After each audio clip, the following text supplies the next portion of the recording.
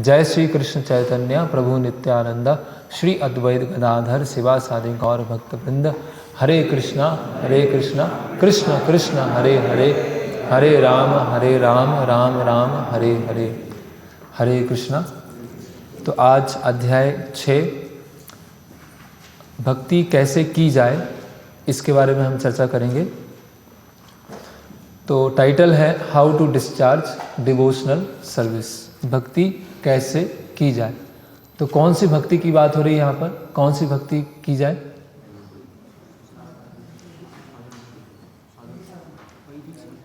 वैदिक साधन भक्ति कैसे की जाए। वैदिक साधन भक्ति किसका अंग है?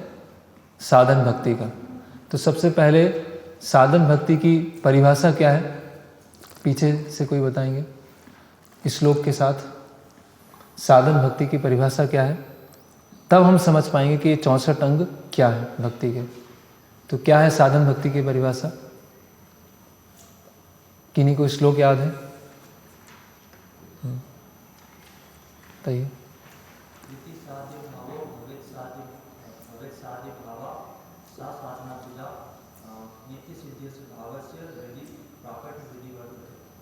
प्राकट्यम हृदय साध्यता। हाँ, अर्थ क्या है इसका? एक मिनट, और कोई बताएंगे साधन भक्ति का अर्थ क्या है?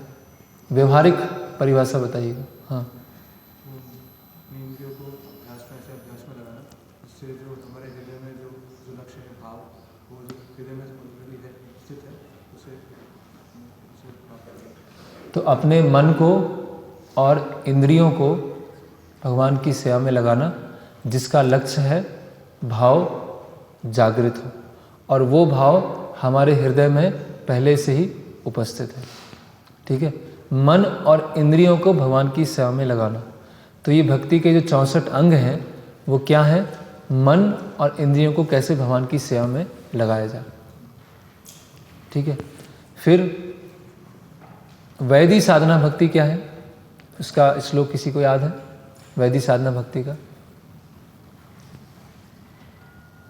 आप और कोई?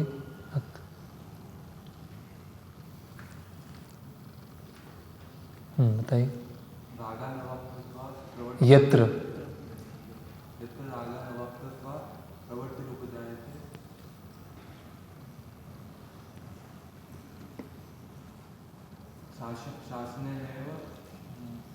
शासनैव शास्त्रस्य। आप बताइए।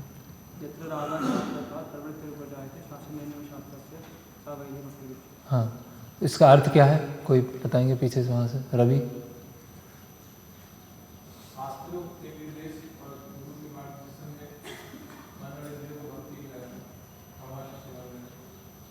नहीं, पूरा नहीं हुआ। मयंक। जब कोई मनुष्य अपने मन इंद्रियों को भगवान की सेवा में लगाता है, सिर्फ गुरु और शास्त्रों का आदेश पालन करने की अनैच्छिक इच्छा से।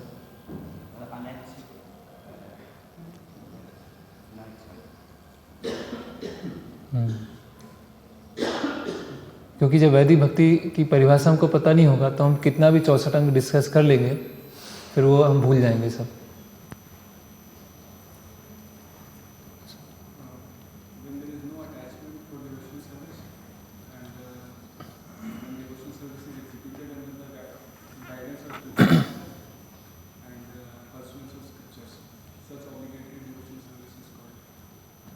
वैदिक साधन भक्ति, जब भगवान की सेवा के प्रति राग या आसक्ति उत्पन्न नहीं हुई, यत्र रागात अवाप्तत्वात्, है ना। और फिर शासनैव शास्त्रस्य, जो भक्ति शास्त्र और गुरु के निर्देशन में की जाती है उसको हम वैदिक साधना भक्ति कहते हैं। तो ये क्लियर होना चाहिए, नहीं तो पता चला आगे चलते जा रहे हैं और पीछे भूलते जा रहे हैं। तो अभी यहाँ से हम भक्ति के 64 अंगों को चालू करेंगे, और इसमें आप लोगों को ढूंढना है कि किस अंग में हॉस्पिटल खोलना बताया गया है, किस अंग में गरीबों को खाना देना सिखाया है, किस अंग में ऐसे। तो आप ढूंढिएगा 64 अंग में कहाँ पर है। और दूसरा इन 64 अंगों में कौन सा अंग, जैसे पूरा शरीर भगवान की सेवा में लगा है, किसी अंग में केवल नेत्र लगे हैं, किसी अंग में हाथ लगे हैं, किसी में पैर लगे हैं, तो वो भी हमें ढूंढ के लिखना है। तो यहाँ से हम प्रारंभ करते हैं। श्रील रूप गोस्वामी बतलाते हैं कि उनके ज्येष्ठ भ्राता सनातन गोस्वामी ने वैष्णवों के मार्गदर्शन के लिए हरि भक्ति विलास का संग्रह किया है, जिससे उन्होंने वैष्णवों द्वारा पालन किए जाने वाले अनेकानेक विधि विधानों का उल्लेख किया है। तो हरि भक्ति विलास में ये सारे नियमों के बारे में सनातन गोस्वामी ने उल्लेख किया है। और हरि भक्ति विलास कहाँ से लिखी गई है, वो भी अलग अलग शास्त्रों को संकलित करके उसको लिखा गया। वहीं से रूप गोस्वामी ने ये 64 अंग लिए हैं।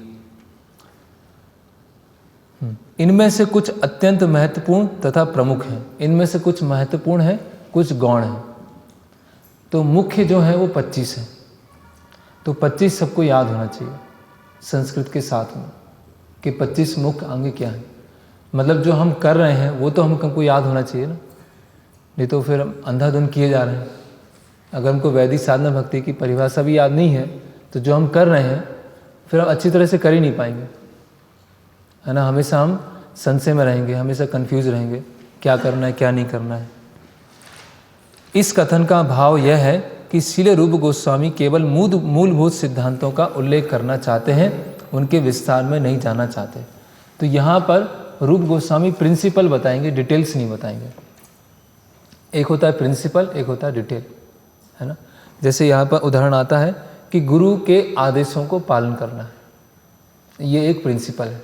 या गुरु की शरण लेना है, ये एक प्रिंसिपल है।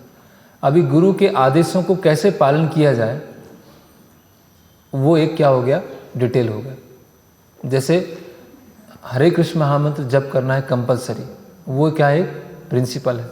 अभी श्रील भक्ति सिद्धांत श्री ठाकुर ने 64 माला कहा, श्रील प्रभुपाद जी ने 16 माला कहा, तो ऐसा क्यों हुआ, तो वो क्या है, उसका डिटेल है।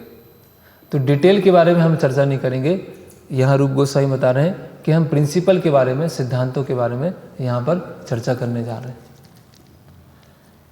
उदाहरणार्थ एक मूलभूत सिद्धांत यह है कि मनुष्य को कोई गुरु स्वीकार करना चाहिए, किंतु वह अपने गुरु के आदेशों का पालन किस प्रकार करे यह उसका विस्तार माना जाता है। गुरु की शरण ग्रहण करना सबको है, अभी कैसे पालन करना है वो डिटेल है। यथा यदि कोई अपने गुरु के आदेश का पालन करता है और यह आदेश अन्य किसी गुरु के आदेशों से भिन्न है तो इसे विस्तृत सूचना कहा जाएगा। दो गुरु हैं, दोनों प्रमाणिक गुरु हैं, और एक गुरु ऐसा बता रहे हैं, एक गुरु ये बता रहे हैं। अभी किसको पालन किया जाए, किनको पालन नहीं किया जाए, वो क्या है, उसका विस्तार, डिटेल है। लेकिन गुरु स्वीकार करने का मूलभूत सिद्धांत सर्वत्र अच्छा है, भले ही विस्तार पृथक पृथक हो। श्रील रूप गोस्वामी यहाँ विस्तार में ना जाकर हमारे समक्ष केवल सिद्धांत प्रस्तुत करना चाहते हैं। ठीक है, तो यहाँ से भक्ति के 64 अंग प्रारंभ होते हैं। तो ये जो भक्ति के जो 64 अंग हैं, वैदिक साधना भक्ति में ये हम फोर्सफुली करते हैं, है ना। हमारा मन नहीं है। जो वैदिक साधना भक्ति होती है उसके प्रेरणा स्रोत क्या क्या है, कि किस प्रेरणा से हम वैदिक साधना भक्ति करते हैं। एक अरुण, किस प्रेरणा से करते हैं, भय से करते हैं, और किससे करते हैं, पाप और पुण्य से वो रहता है। श्रीनिधि को गुरु के आदेश और आशीष,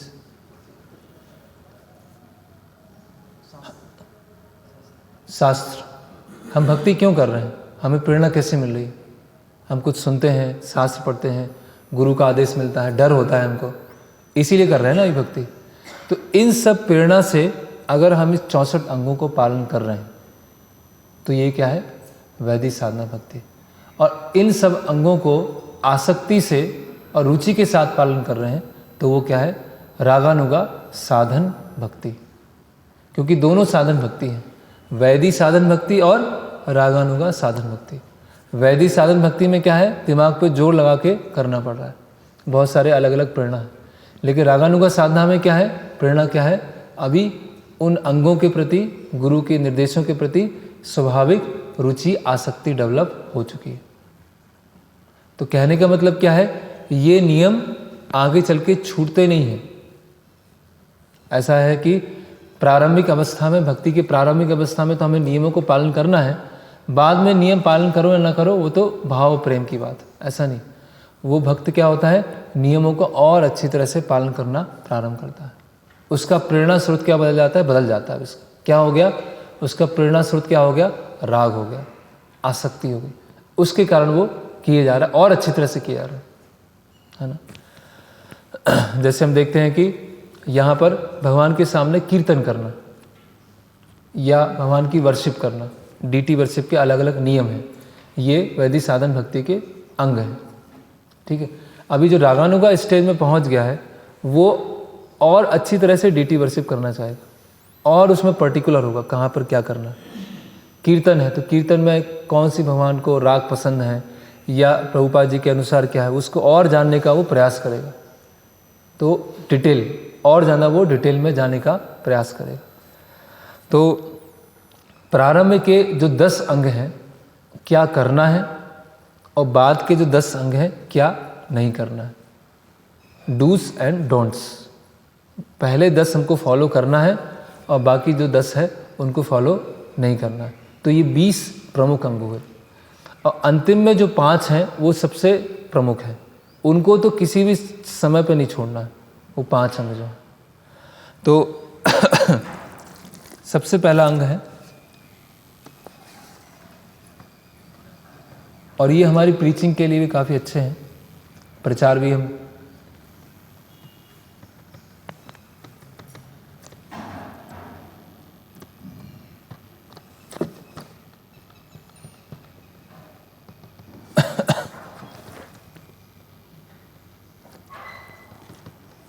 हैंग हो गया।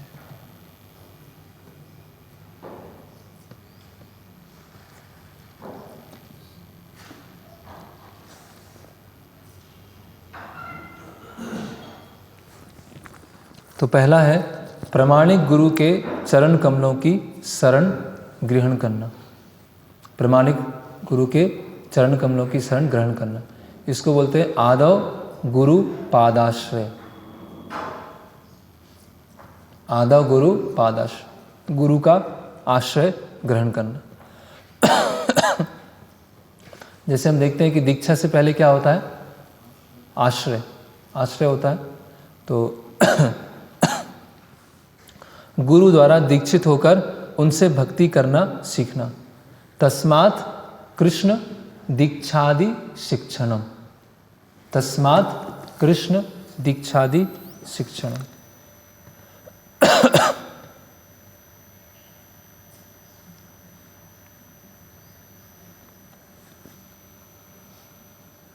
फिर है श्रद्धा पूर्वक तथा भक्ति पूर्वक गुरु के आदेशों का पालन करना। विश्वम्भरेण गुरुर सेवा, है ना। श्रद्धा पूर्वक और भक्ति पूर्वक गुरु के आदेशों का पालन करना। तो इन 20 में से सबसे प्रमुख क्या है, ये 3, आदव गुरु पादाश्रय, कृष्ण दीक्षादि शिक्षणम, विश्वम्भरेण गुरुर सेवा। आप अगर आपको ये याद हो, जब भी दीक्षा के ऊपर लेक्चर होता है, कोई भी आप लेक्चर सुनेंगे तो इन 3 अंगों का वर्णन किया जाता है वहाँ पर, कि सबसे पहले गुरु का आश्रय लिया जाता है, गुरु से दीक्षा होती है, फिर शिक्षा होती है और फिर गुरु का विश्वम्भरेण गुरुर सेवा, गुरु की सेवा की जाती है। साधु वर्तमानु वर्तनम, है ना, जो पूर्ववर्ती आचार्य हैं उनके पद चिन्हों को फॉलो करना, यह है साधु वर्तमानु वर्तन। फिर क्या करेंगे, सद्धर्म प्रच्छा, गुरु के निर्देशानुसार, हाँ, कृष्ण भावनामृत में अग्रसर होने से के लिए गुरु से जिज्ञासा करना। सद्धर्म प्रच्छा, प्रच्छा मतलब पूछना, सद्धर्म मतलब जिज्ञासा करना, धर्म की जिज्ञासा करना। फिर भोग आदि त्याग कृष्णस्य हेतवे, भोग आदि त्याग कृष्णस्य हेतवे, कृष्ण के लिए भोग आदि का त्याग करना, है ना। भगवान कृष्ण की तुष्टि के लिए किसी भी भौतिक वस्तु का परित्याग करने के लिए उद्यत रहना, अर्थात भक्ति करते समय हमें ऐसी वस्तु का परित्याग करने के लिए तैयार रहना चाहिए जिसे हम त्यागना नहीं चाहते। तो जो हमारे लिए प्रिय है, हमें बहुत अच्छी लग रही, जिससे हमें आसक्ति है, लेकिन हम उसको वो भक्ति के आड़े आ रही है, तो उसको त्याग देना चाहिए, है ना। और इसी प्रकार हमें ऐसी वस्तु स्वीकार करनी पड़ती सकती है जिसे हम स्वीकार करना नहीं चाहते, जो हमको प्रिय नहीं लग रही है, अच्छी नहीं लग रही है, लेकिन हमें उसको स्वीकार करना होगा। तो ये छठा। फिर सातवां है निवासो द्वारकादौ, कहाँ पर रहना? भगवान के धाम द्वारिका में, वृंदावन में, ऐसे पवित्र स्थानों पर रहना। फिर सा गंगादेर अपि सन्निधौ, उसी पूरे ही है वो। केवल आवश्यक वस्तु को स्वीकार करना अथवा भौतिक जगत के आवश्यकता अनुसार संबंध रखना। कहने का मतलब है संसार में उतना ही व्यवहार करना जितना आवश्यक है, आवश्यकता से अधिक भौतिक जगत में प्रवेश करने का प्रयास नहीं करना, है ना। व्यवहारासौ सर्वेषु यावत अर्थ तथानुवर्तिता, है ना। इतना व्यवहार रखना है संसार में। जैसे कई बार पूछते हैं, भक्त पूछते हैं कि हम तो संसार से डील भी करते हैं, हमको बहुत सारे कार्य करना पड़ता है, तो कैसे हम भक्ति करें? तो रूप गोस्वामी बता रहे हैं कि जितना आवश्यक है बस उतना ही करना है, अनावश्यक रूप से संसार में अन्य चीज़ों से हमें कुछ लेना देना नहीं। फिर नौवां है हरिवासर सम्मानो, जो हरिवासर है, एकादशी है, जन्माष्टमी है, उस पर व्रत रखना। तो एकादशी व्रत रखना ये भक्ति का क्या है? एक वैदिक साधन भक्ति का एक अंग है।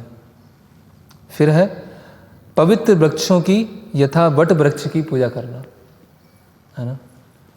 धात्री अश्वत्थादि गौरवम, तो वट वृक्षों की पूजा करना। अभी हम वट वृक्ष की तो नहीं करते हैं, तो रूप गोस्वामी क्यों बता रहे हैं कि बरगद की, वट वृक्ष की पूजा करनी चाहिए, है ना। तो उसको हम जब वो अंग आएगा उसके बारे में हम जब विस्तार से चर्चा करेंगे। तो 10 क्या क्या हो गए?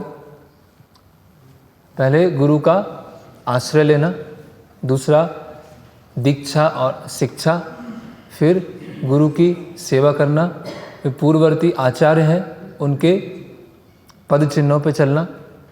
कितने हो गए? 4। 5वां सद्धर्म प्रच्छा, है ना, उनसे गुरु से जिज्ञासा करना। 5। 6 भोग आदि त्याग कृष्ण हेतवे, भोग आदि को जो कृष्ण की सेवा में बाधा बन रहा है उसको त्याग देना, इच्छा है। 7वां हाँ, द्वारिका, वृंदावन ऐसे पवित्र स्थानों में जाकर रहना। 7वां एकादशी के व्रत को, नियमों को पालन करना। फिर भौतिक जगत से उतना ही व्यवहार करना जितना हमें आवश्यक है। और 10वां जो पवित्र वृक्ष हैं, वट वृक्ष हैं, तुलसी महारानी है, उनकी सेवा करना। ये अभी हमें करना है, अभी क्या नहीं करना है वो, तो ये शायद ज़्यादा इम्पोर्टेंट हो, क्या हमें नहीं करना है, क्योंकि वही हम करते हैं साधारणतः।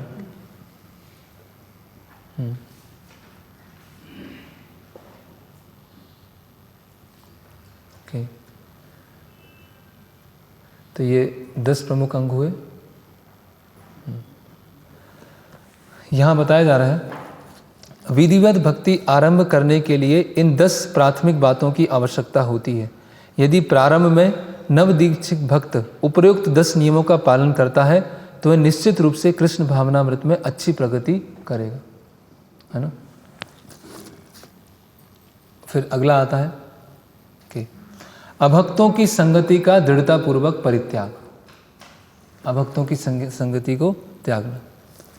इसको अभी क्लोज ही कर देते हैं। अभक्तों की संगति को त्याग करना। भक्ति की इच्छा न रखने वाले व्यक्तियों को उपदेश ना देना। ये इंग्लिश में क्या है?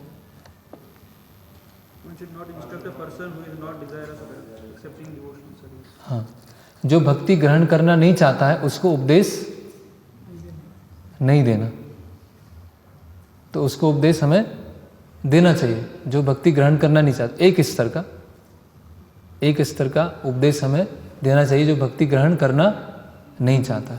तो पहला क्या हुआ, अभक्तों का संग को त्यागना। दूसरा है जो भक्ति ग्रहण करना नहीं चाहते हैं उनको उपदेश नहीं देना। फिर बड़े बड़े मंदिर बनाना, मठ बनाना, उसमें अधिक उत्साह ना दिखाना। बहुमूल्य मंदिर तथा मठ बनवाने में अधिक उत्साह ना दिखाना, ये हमें नहीं करना है ना। बड़े बड़े मंदिर या मठ बनाना, ना तो अधिक पुस्तकें पढ़ना, बहुत ज़्यादा पुस्तक पढ़ना है ना, बहुत विद्वान स्कॉलर बनने के लिए, ना तो बहुत अधिक पुस्तकें पढ़ना, ना ही श्रीमद् भागवतम या भगवत गीता बाँचकर या उन पर व्याख्यान करके जीविका अर्जित करने की धारणा को विकसित करना। प्रोफेशनल भागवतम रिसाइटर, कि भागवतम पढ़ रहे हैं, भगवत गीता पढ़ रहे हैं और उसको जीविकोपार्जन के लिए यूज कर रहे हैं, है ना। सामान्य आचार व्यवहार में लापरवाही ना बरतना, ये बहुत इंपॉर्टेंट है ना। क्या बता रहे हैं, one should not be neglectful in ordinary dealings, किसी को सामान्य व्यवहार में लापरवाही नहीं होना है ना। खासकर भक्तों के साथ व्यवहार कर रहे हैं या बाहर के लोगों के साथ व्यवहार कर रहे हैं तो उसमें असावधान नहीं होना है ना। ऐसे कभी कभी हम कुछ लोग ऐसे निगलेक्ट कर देते हैं, हम ध्यान ही देते हैं, सुनते ही नहीं है, तो ये अच्छा नहीं है ना। सामान्य आचार व्यवहार में हमें सावधानी बरतना चाहिए, बहुत सावधान होना चाहिए। क्षति होने पर ना तो शोक प्रकट करना, ना लाभ होने पर हर्ष व्यक्त करना, है ना। कुछ बहुत अच्छा प्राप्त हो गया भौतिक रूप से तो बहुत प्रसन्न नहीं होना, और क्षति होने पर दुख नहीं होना। देवताओं का अनादर ना करना, देवताओं का अनादर नहीं करना चाहिए। किसी जीव को व्यर्थ कष्ट ना पहुंचाना, one should not give unnecessary trouble to any living entity, किसी को भी कष्ट नहीं पहुंचाना, है ना। फिर भगवान का नाम कीर्तन करने या मंदिर में अर्चा विग्रह के पूजन में विविध अपराधों से बचना, नाम अपराध से और सेवा अपराध से बचना। तो इसके बारे में हम विस्तार से चर्चा करेंगे कि नाम अपराध क्या होता है और सेवा अपराध क्या होता है। भगवान कृष्ण तथा उनके भक्तों की निंदा को कभी भी सहन न करना। अगर कोई भगवान की निंदा कर रहा है और भक्तों की निंदा कर रहा है ना, तो उसको बिल्कुल भी सहन नहीं करना। तो ये 10 प्रमुख हैं जो हमको नहीं करने। क्या क्या हो गया, पहला क्या है, असत्संग को त्यागना। दूसरा, जो भक्ति में नहीं आना चाहते उनको उपदेश नहीं देना। तीसरा, बहुत ज़्यादा मठ खोलना, मंदिर खोलना, बड़े बड़े मंदिर, है ना। फिर चौथा, बहुत सारी पुस्तकें पढ़ना या भागवतम या भगवत गीता पढ़ना, उसके आधार पर जीविकोपार्जन करने का प्रयास करना। फिर अगला 5वां, सामान्य आचार व्यवहार में लापरवाही नहीं बरतना। और कुछ क्षति होने पर शोक नहीं करना, और कुछ प्राप्त होने पर, है ना, कुछ हर्षित नहीं होना है, और किसी भी देवताओं का अनादर नहीं करना है, किसी भी जीव को व्यर्थ में कष्ट नहीं पहुंचाना है, नाम अपराध से बचना है और सेवा अपराध से बचना है, और अंतिम में भक्तों की और भगवान की निंदा को कभी भी सहन नहीं करना है। तो ये 20 हमें हमेशा याद होना चाहिए, इन्हीं 20 को हमको पालन करना। उसके अलावा फिर गौण है तो वो भी देख लेते हैं। जिनके पास पुस्तक नहीं है वो आसपास पुस्तक देखकर देखी, नहीं तो फिर नींद आएगा उसमें, है ना। फिर शरीर पर तिलक धारण करें, यह तिलक वैष्णव चिन्ह है। तो यहाँ पर हम वैष्णव सदाचार के बारे में डिस्कस करेंगे। वैष्णव एटिकेट्स क्या होते हैं, तिलक क्यों लगाया जाता है, कंठी माला क्यों पहनी जाती है ना, 12 स्थानों पे तिलक क्यों होते हैं, है ना। भाव यह है कि जो ही वैष्णव के शरीर पर कोई चिन्ह को देखे तो उसे तुरंत कृष्ण का स्मरण हो जाए। चैतन्य महाप्रभु ने कहा है कि वैष्णव वह है जिसे देखने पर कृष्ण का स्मरण हो जाए। चैतन्य महाप्रभु का नियम था, चैतन्य महाप्रभु ने निमाई पाठशाला चालू किया था नवद्वीप में, और वहाँ पे जो तिलक लगा के नहीं आता था उसको भेज देते थे वापस कि आज आप नहीं पढ़ेंगे, और बोलते थे कि अपना कब्रिस्तान लेके हम मेरे सामने मत आओ, कि जो सिर है जिस पे तिलक नहीं है वो क्या है, कब्रिस्तान के समान है। यही है, यही लिखा है, और उसको वहाँ से भेज देते। उस दिन एंट्री नहीं होती थी। तो तिलक क्यों लगाते हैं? ऐसा तिलक लगाते समय शरीर पर कभी कभी हरे कृष्ण लिखा जाता है, जैसे हमने हरे कृष्ण या राधा कृष्ण अलग अलग शंख चक्र गदा पद्म वो बनाए जाते हैं। फिर अर्चा विग्रह और गुरु को अर्पित माला स्वीकार करना। कभी कभी भगवान को ऑफर माला होती है और भक्तों को पहनाई जाती है, तो भक्त संकोच करते हैं, नहीं नहीं हमें मत पहनाओ, दूर भागेंगे, हमें क्यों पहना। तो नहीं, ये भगवान का प्रसाद है। जो भी अर्चा विग्रह को अर्पित किया गया है या जो भी गुरु को अर्पित किया गया है, अगर उसको हमें पहनाया जा रहा है या दिया जा रहा है तो उसको ग्रहण करना है प्रसाद के रूप में। लिखा है इसमें, अर्चा विग्रह तथा गुरु को अर्पित पुष्प तथा मालाओं को स्वीकार करें और उन्हें अपने शरीर पर धारण करें। और माला जो मिला है फिर उसको कहीं भी, है ना, कि अपने कमरे की अलमारी में रख दिया और पूरा ब्रह्मा जी के एक दिन तक रखा वहाँ पर, पूरा उसमें बदबू आने लगी, पूरा खराब हो गया, वहीं पर रखा हुआ। उसको हमने कहीं अच्छी तरह से फिर उसको निर्माल है ना, उसको कैसे रख रखाव करना है, नहीं तो इसका रिस्पेक्ट नहीं करेंगे।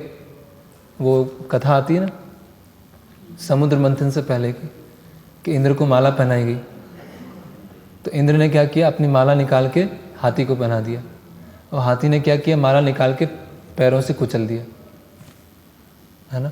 और शायद दुर्वासा मुनि ने शाप दे दिया कि अभी जो तुम्हें इतना गर्व आ गया है अपनी स्थिति पर कि जो भगवान की द्वारा दी गई जो माला है उसको भी आप उसका सम्मान नहीं कर सकते हो, तो आपका जो स्वर्ग है वो छिन जाएगा, और फिर असुर वहाँ पर आ जाते हैं।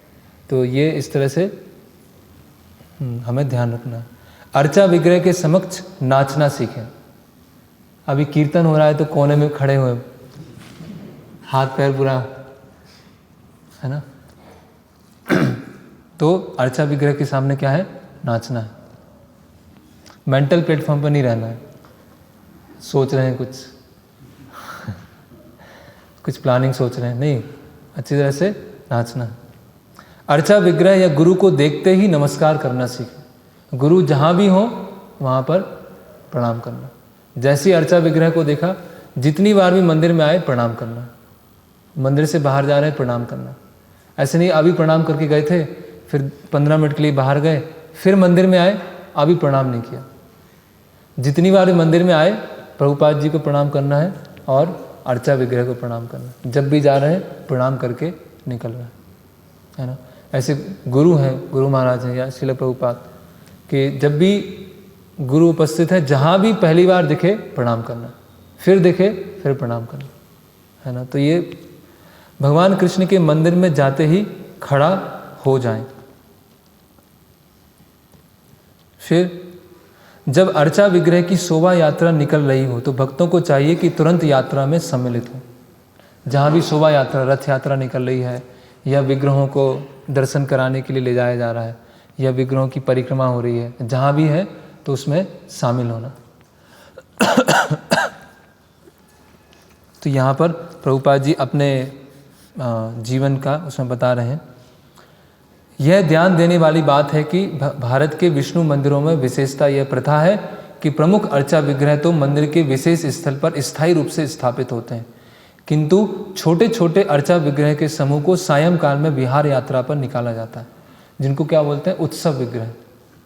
उडुपी में रोज रथ यात्रा होती है, रोज वहाँ पर रथ निकाला जाता है। कुछ मंदिरों में बाजे गाजे के साथ सायंकाल विशाल जुलूस निकाला जाता है।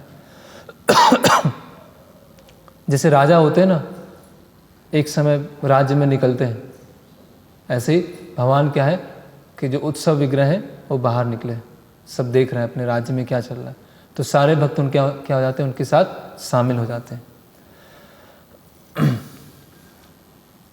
और पहले तो वैदिक संस्कृति में क्या होता था कि अर्चा विग्रह निकलते थे तो लोग अपने घर में कुछ न कुछ रसोई बनाते थे और अपनी छत पे जाके ऑफ़र करते थे, या विग्रहों के सामने ले जाके ऑफ़र करते थे, या रथ पे जाके ऑफ़र करते थे। तो ये एक कल्चर का भाग, एक संस्कृति का भाग है कि शोभा यात्रा निकलना और घर में कुछ भगवान के लिए बनाना, है ना। दिन भर कुछ ना कुछ उत्सव चल रहा है। इस तरह अर्चा विग्रह सड़क पर बाहर निकलकर पड़ोस में यात्रा करते हैं और पड़ोस के लोग प्रसाद चढ़ाने के लिए बाहर निकलते हैं। पड़ोस के सारे निवासी यात्रा के पीछे पीछे चलते हैं, जिससे बहुत ही उत्तम दृश्य उपस्थित होता है। जब अर्चा विग्रह बाहर निकलता है तो मंदिर के सेवक उसके समक्ष दैनिक आय व्यय का ब्यौरा रखते हैं, जिसमें चढ़ावा और खर्च का विवरण होता है। तो इस तरह से प्रभुपाद जी वर्णन कर रहे हैं। फिर अगला अंग क्या है? भक्त को चाहिए कि प्रतिदिन कम से कम एक बार या 2 बार प्रातः तथा सायंकाल विष्णु मंदिर जाए। तो ये भी नियम है, ये खासकर गृहस्थ भक्तों के लिए है कि दिन में 1 बार या 2 बार मंदिर आना ही है, कुछ भी हो जाए, है ना। प्रभुपाद जी यहाँ वृंदावन का उदाहरण दे रहे हैं कि वृंदावन में ये प्रथा है कि लोग जितने भी प्रमुख मंदिर हैं वहाँ पर दर्शन करने रोज वहाँ पर जाते हैं, है ना। तो सब गृहस्थ भक्त जो हैं वो अपना एक आदत बनाएं कि रोज कम से कम 1 बार मंदिर आना है। मंदिर की कम से कम 3 परिक्रमाएं की जाएं। तो 3 परिक्रमाएं मंदिर की करना होता है। हर मंदिर में उसके चारों ओर कम से कम 3 बार घूमने की व्यवस्था है। कुछ भक्त अपने व्रत के अनुसार 3 से अधिक परिक्रमाएं करते हैं, कभी 10 तो कभी 15, और गोवर्धन परिक्रमा उसी में शामिल। फिर अर्चा विग्रह की पूजा विधान पूर्वक की जाए, विधि विधान से अर्चा विग्रह की सेवा की जाए। फिर यहाँ पर और विस्तार से हम बताएगा, अर्चा विग्रह की स्वयं सेवा की जाए। कोई भाड़े पे रख दिया किसी पुजारी को, वो नहीं, किसी को सैलरी पे रख दिया, वो नहीं है। स्वयं अर्चा विग्रह की सेवा की जाए, पेमेंट बेसिस पे नहीं होता। पेमेंट पे क्या होगा, आज यहाँ पेमेंट पे रखा है, कितना मिल रहा है, 10,000। राधा कृष्ण की सेवा करने का 10,000 मिल रहा है। किसी दूसरे मंदिर ने कहा कि आपको हम 15,000 देंगे, तो वो छोड़ के वहाँ चले गए। तो उनका मोटिव सेवा करना नहीं है, उनका मोटिव क्या है, पैसा है। और जैसे ही पैसा आ जाएगा तो सेवा भावना खत्म हो जाएगी। गायन करें, अर्चा विग्रह के सामने गायन करें, वैष्णव सॉन्ग गाएं, संकीर्तन करें, कीर्तन जप करें, प्रार्थना करें, प्रसिद्ध स्तुतियों का पाठ करें, स्तुतियाँ गाएं। कुछ हमें प्रार्थना नहीं करना नहीं आता है तो वैष्णव आचार्यों की जो स्तुतियाँ हैं उसको हम गाएं। महाप्रसाद को ग्रहण करें, ये तो छूटता नहीं है, ये अंग जरूर पालन होगा। चरणामृत पान करें, चरणामृत ग्रहण करना। अर्चा विग्रह पर अर्पित धूप तथा पुष्पों को सूंघें, है ना, आरती लेते हैं हम, पुष्प है उसको सूंघते हैं। अर्चा विग्रह के चरण कमलों को स्पर्श करें, ये केवल जो पुजारी हैं उनके लिए। अर्चा विग्रह का भक्ति पूर्वक दर्शन करें, समय समय पर आरती करें। श्रीमद् भागवतम, भगवत गीता तथा अन्य ऐसे ही ग्रंथों से भगवान तथा उनकी लीलाओं के विषय में श्रवण करें, है ना, भगवत गीता भागवतम से श्रवण करें।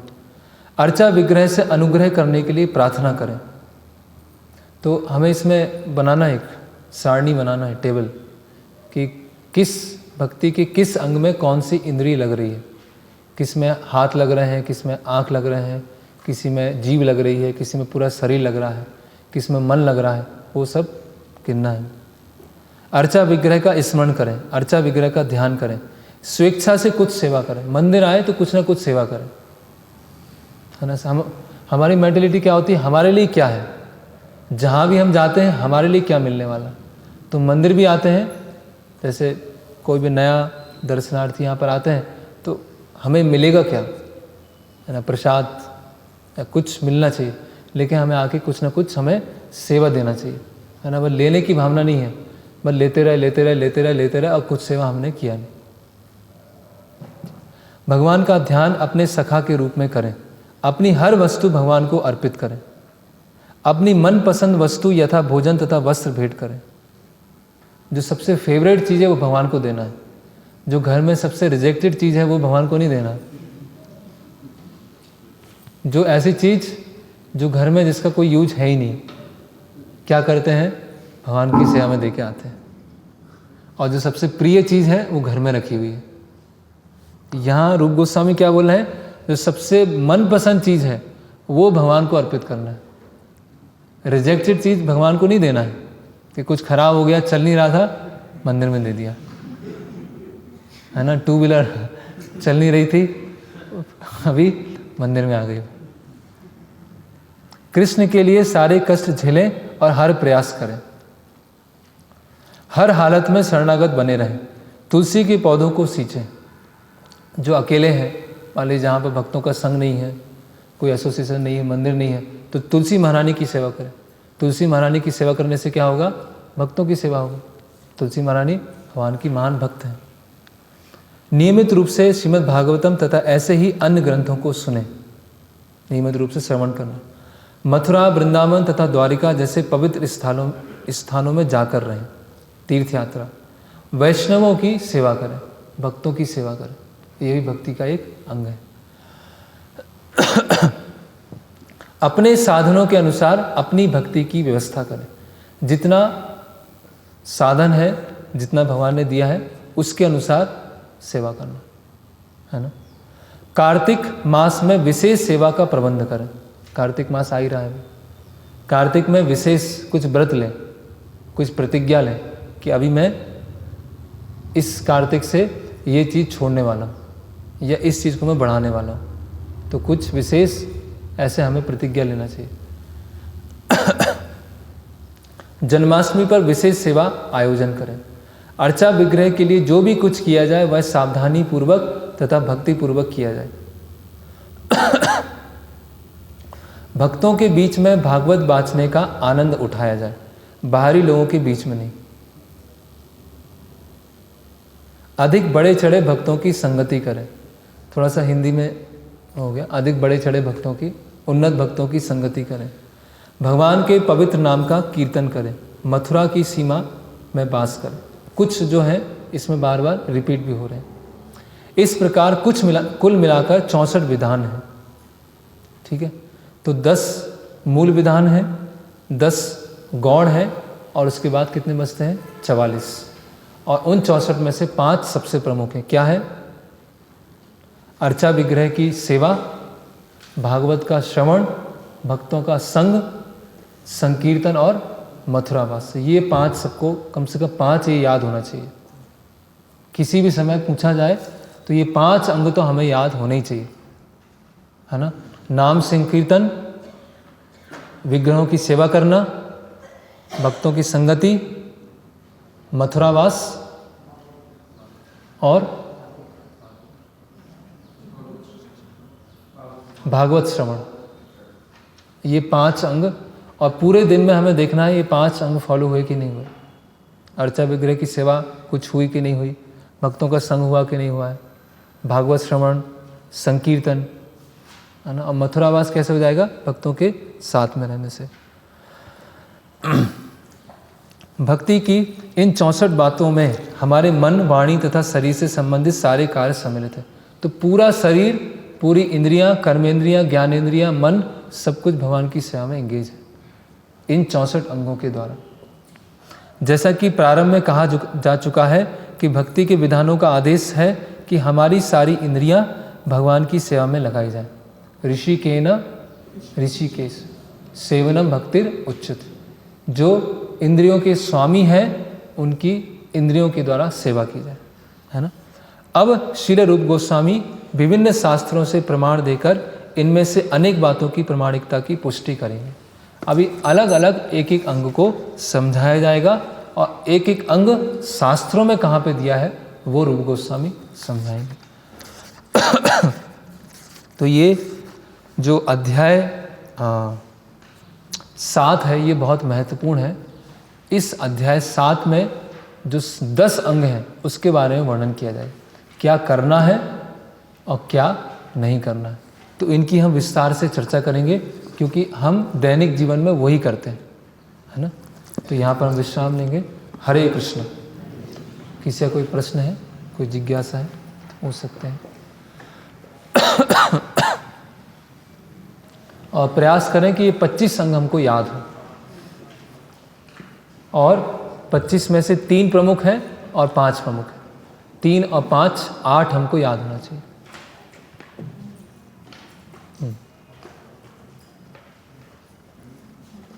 ठीक है। हरे कृष्ण। भक्ति रसामृत सिंधु की, श्रील रूप गोस्वामी प्रभुपाद की जय।